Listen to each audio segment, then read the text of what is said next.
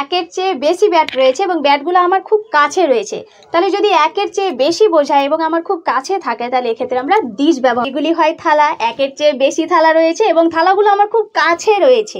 ওইগুলি হয় খেলনা। দেখো খেলনাগুলো আমার থেকে অনেক দূরে রয়েছে, আবার একের চেয়ে বেশি রয়েছে।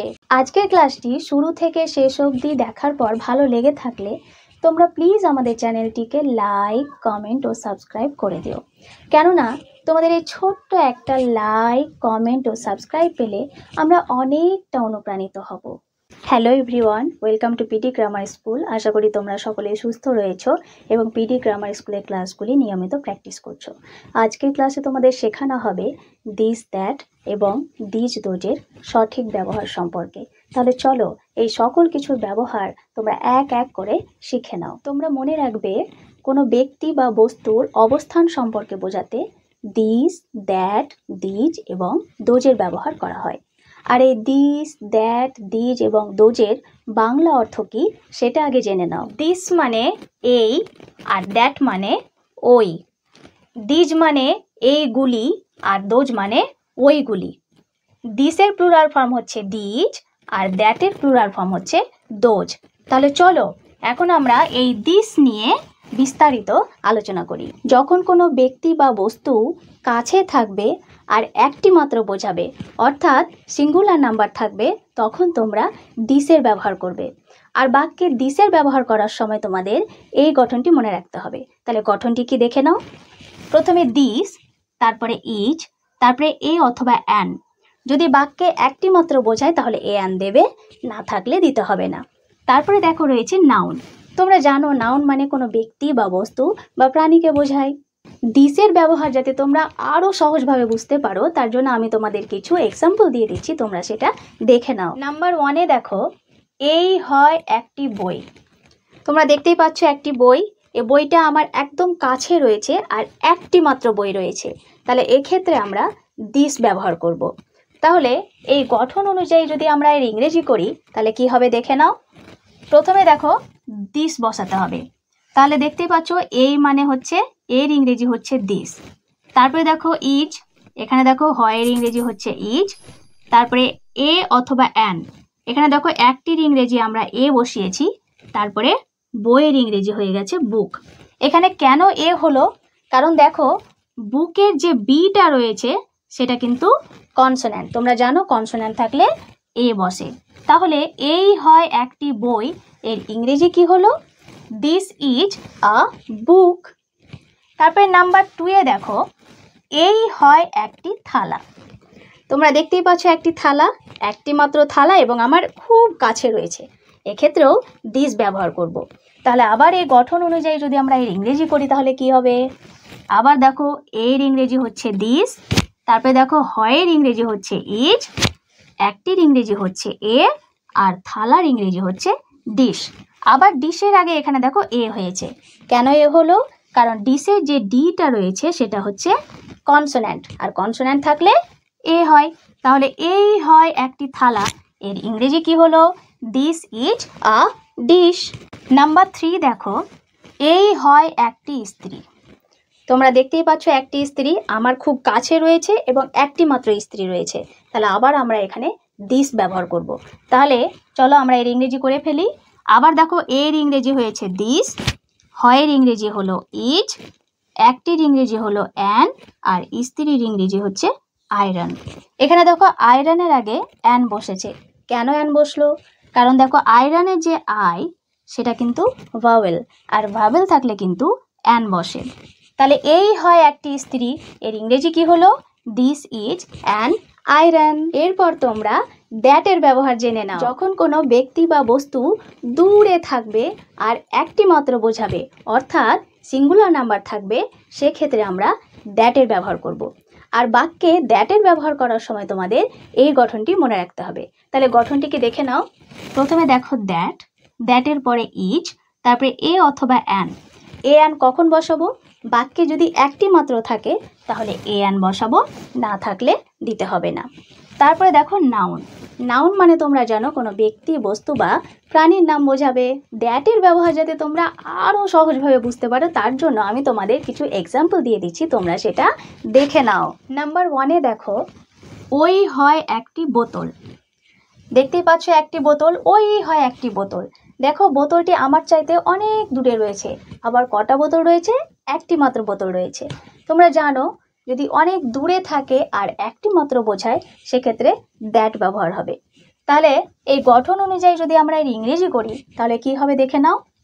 দেখো ওয়ের ইংরেজি হচ্ছে দ্যাট, তারপরে হয়ের ইংরেজি হচ্ছে ইজ, তারপরে একটির ইংরেজি হচ্ছে এ, আর বোতলের ইংরেজি হচ্ছে বটল। এখানে দেখো বটলের আগে এ বসেছে। কেন এ বসেছে?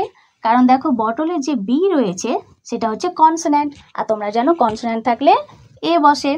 তাহলে ওই হয় একটি বোতল, এর ইংরেজি কি হলো? That is a bottle. এরপর নাম্বার 2 দেখো, ওই হয় একটি ব্যাট। ওই হয় একটি ব্যাট। আবারও দেখতে পাচ্ছ ব্যাটটা আমার চাইতে অনেক দূরে রয়েছে, আবার একটি মাত্র ব্যাট রয়েছে। তাহলে এক্ষেত্রেও আমরা দ্যাট ব্যবহার করব। তাহলে এই গঠন অনুযায়ী যদি আবারও এর ইংরেজি করি তাহলে কি হবে? তাহলে দেখো এখানে ও এর ইংরেজি হচ্ছে দ্যাট, হয়ের ইংরেজি হচ্ছে ইজ, একটির ইংরেজি হচ্ছে এ, আর ব্যাটের ইংরেজি হচ্ছে ব্যাট। তাহলে আবারও দেখো এখানে ব্যাটের আগে এ বসেছে। কেন এ বসেছে? কারণ দেখো ব্যাটের যে বি রয়েছে সেটা হচ্ছে কনসোন্যান্ট, আর তোমরা জানো কনসোন্যান্ট থাকলে এ বসে। তাহলে ওই হয় একটি ব্যাট, এর ইংরেজি কি হলো? That is a bat. এরপর নাম্বার 3 দেখো, ওই হয় একটি ছাতা। আবারও দেখো ওই হয় একটি ছাতা। ছাতাটা আমার চাইতে অনেক দূরে রয়েছে, আবার একটি মাত্র ছাতা রয়েছে। তাহলে এক্ষেত্রেও আমরা কি ব্যবহার করব? দ্যাট ব্যবহার করব। তাহলে আবার এই গঠন অনুযায়ী যদি আমরা ইংরেজি করি তাহলে কি হবে? তাহলে দেখো ও এর ইংরেজি হচ্ছে দ্যাট, হয়ের ইংরেজি হচ্ছে ইজ, একটির ইংরেজি হচ্ছে অ্যান, আর ছাতার ইংরেজি হচ্ছে আমব্রেলা। এখানে দেখো আমব্রেলার আগে অ্যান বসেছে। কেন অ্যান বসেছে? কারণ আমব্রেলার যে ইউটা রয়েছে সেটা হচ্ছে ভাওয়েল, আর তোমরা জানো ভাওয়েল থাকলে অ্যান বসে। তাহলে ওই হয় একটি ছাতা, এর ইংরেজি কি হলো? That is an umbrella. এবারে চলো আমরা দিজের বিস্তারিত ব্যবহার সম্পর্কে আলোচনা করি।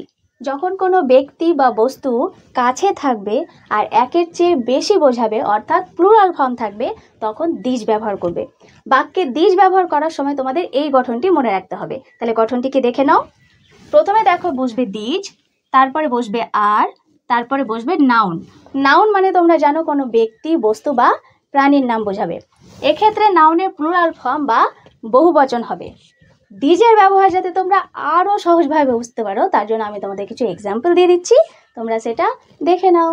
নাম্বার 1-এ দেখো, এইগুলি হয় ব্যাট।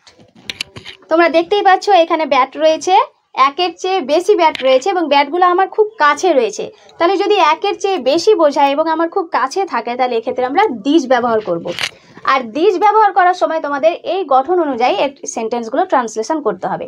তাহলে যদি এই গঠন অনুযায়ী যদি আমরা এই সেন্টেন্সগুলো ট্রান্সলেশন করি তাহলে কি হবে দেখে নাও। প্রথমে দেখো রয়েছে এইগুলি, তাহলে এইগুলির ইংরেজি হচ্ছে দিজ, তারপরে হয়ের ইংরেজি হচ্ছে আর, তারপরে ব্যাটের ইংরেজি হচ্ছে ব্যাটস। এখানে ব্যাটস কেন হলো? কারণ দেখো ব্যাট মানে হচ্ছে একটি ব্যাট, আর ব্যাটস মানে হচ্ছে একের চেয়ে বেশি ব্যাট। তাহলে এইগুলি হয় ব্যাট, এর ইংরেজি কি হবে? These a bats.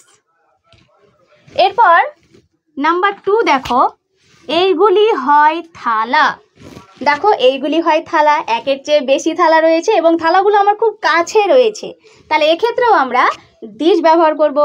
তাহলে আবারও যদি এই গঠন অনুযায়ী যদি আমরা এর ইংরেজি করি তাহলে কি হবে? তাহলে দেখো এইগুলির ইংরেজি হবে দিজ, তারপরে হয়ের ইংরেজি হবে আর, আর থালার ইংরেজি হবে ডিশেস। এখানে ডিশেস কেন হলো?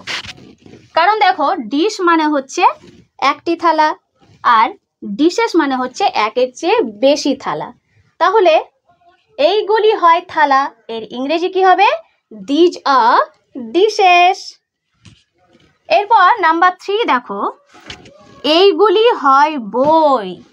এইগুলি হয় বই। বই মানে অনেক বই, একের চেয়ে বেশি বই বোঝাবে আর বইগুলো আমার খুব কাছে থাকবে। তাহলে যদি একের চেয়ে বেশি বোঝায় এবং আমার খুব কাছে থাকে তাহলে সেক্ষেত্রে আমরা কি ব্যবহার করব? দিজ ব্যবহার করব। তাহলে চলো আবারও এই গঠন অনুযায়ী ইংরেজি করে ফেলি। তাহলে এইগুলির ইংরেজি হচ্ছে দিজ, হয়ের ইংরেজি হচ্ছে আর, আর বইয়ের ইংরেজি কি বসবে? বুকস, বইয়ের ইংরেজি বসবে বুকস। কেন বুকস হবে? কারণ দেখো বুক মানে হচ্ছে একটি বই, আর বুকস মানে হচ্ছে একের চেয়ে বেশি বই। তাহলে এইগুলি হয় বই, এর ইংরেজি কি হবে? These are books. এবারে আমরা দোজের বিস্তারিত ব্যবহার জেনে নেব। যখন কোনো ব্যক্তি বা বস্তু দূরে থাকবে আর একের চেয়ে বেশি বোঝাবে, অর্থাৎ প্লুরাল ফর্ম থাকবে, তখন দোজ ব্যবহার করবে। আর বাক্যে দোজ ব্যবহার করার সময় তোমাদের এই গঠনটি মনে রাখতে হবে। তাহলে গঠনটি কি দেখে নাও। প্রথমে দেখো বসবে দোজ, তারপরে বসবে আর, তারপরে বসবে নাউন। নাউন মানে তোমরা জানো কোনো ব্যক্তি, বস্তু বা প্রাণীর নাম বোঝাবে। আর এক্ষেত্রে নাউনের প্লুরাল ফর্ম বা বহুবচন হবে। দোজের ব্যবহার তোমরা যাতে আরো সহজভাবে বুঝতে পারো তার জন্য আমি কিছু এক্সাম্পল দিয়ে দিচ্ছি, তোমরা সেটা ভালো করে দেখে নাও। নাম্বার 1-এ দেখো ওইগুলি হয় কলম। তোমরা দেখতেই পাচ্ছ ওইগুলি হয় কলম, মানে কলমগুলি আমার থেকে অনেক দূরে রয়েছে, আবার একের চেয়ে বেশি রয়েছে। তোমরা জানো যদি অনেক দূরে থাকে আর একের চেয়ে যদি বেশি বোঝায় তাহলে আমরা দোজ ব্যবহার করব। তাহলে চলো এই গঠন অনুযায়ী যদি আমরা এই সেন্টেন্সগুলো ট্রান্সলেশন করি তাহলে কি হবে তোমরা দেখে নাও। তাহলে ওইগুলির ইংরেজি কি হবে? দোজ। হয়ের ইংরেজি হলো আর, আর কলমের ইংরেজি হলো পেন্স। এখানে পেন্সে দেখো পেন্স এস যুক্ত হয়েছে, কেন হলো? কারণ তোমরা জানো পেন মানে হচ্ছে একটি কলম, আর পেন্স মানে হচ্ছে একের চেয়ে বেশি কলম। তাহলে ওইগুলি হয় কলম, এর ইংরেজি কি হলো? Those are pens. এরপর নাম্বার 2-এ দেখো ওইগুলি হয় খেলনা। দেখো ওইগুলি হয় খেলনা, দেখো খেলনাগুলো আমার থেকে অনেক দূরে রয়েছে, আবার একের চেয়ে বেশি রয়েছে। তাহলে তোমরা জানো একের চেয়ে বেশি যদি থাকে আর যদি দূরে থাকে তাহলে দোজ ব্যবহার করতে হবে। তাহলে দেখো আবার দেখো ওইগুলির ইংরেজি হলো দোজ, হয়ের ইংরেজি হলো আর, আর খেলনার ইংরেজি হলো টয়েস। আবার এখানে টয়েস কেন হলো? কারণ তোমরা জানো টয় মানে হচ্ছে একটি খেলনা, আর টয়েস মানে হচ্ছে একের চেয়ে বেশি খেলনা। তাহলে ওইগুলি হয় খেলনা, এর ইংরেজি কি হবে? দোজ আর টয়স। এরপর নাম্বার 3 দেখো ওইগুলি হয় গ্লাস। দেখো ওইগুলি হয় গ্লাস, আবারও দেখো গ্লাসগুলো কিন্তু আমার থেকে অনেকটা দূরে রয়েছে এবং একের চেয়ে বেশি রয়েছে। তোমরা জানো একের চেয়ে যদি বেশি থাকে আর দূরে থাকে তাহলে দোজ ব্যবহার করতে হবে। তাহলে চলো আবার এই গঠন অনুযায়ী যদি আমরা এর ইংরেজি করি তাহলে কি হবে? ওইগুলির ইংরেজি হলো দোজ, আর তারপর হয়ের ইংরেজি হচ্ছে আর গ্লাসের ইংরেজি হচ্ছে গ্লাসেস। এখানে গ্লাসেস কেন হলো বলো তো? কারণ দেখো গ্লাস মানে হচ্ছে একটি গ্লাস, আর গ্লাসেস মানে হচ্ছে একের চেয়ে বেশি গ্লাস। তাহলে ওইগুলি হয় গ্লাস, এর ইংরেজি কি হবে? Those are glasses. আশা করি আজকে পিডি স্যারের ক্লাসটি তোমরা খুব আনন্দ সহকারে শিখে নিয়েছো। তো আজকে পিডি স্যারের এই ক্লাসটি তোমাদের ঠিক কতটা ভালো লেগেছে সেটাও পিডি স্যারকে বোঝানোর জন্য তোমরা এখনই প্রচুর প্রচুর লাইক, কমেন্ট, শেয়ার ও তার সাথে সাথে সাবস্ক্রাইব করে দিও।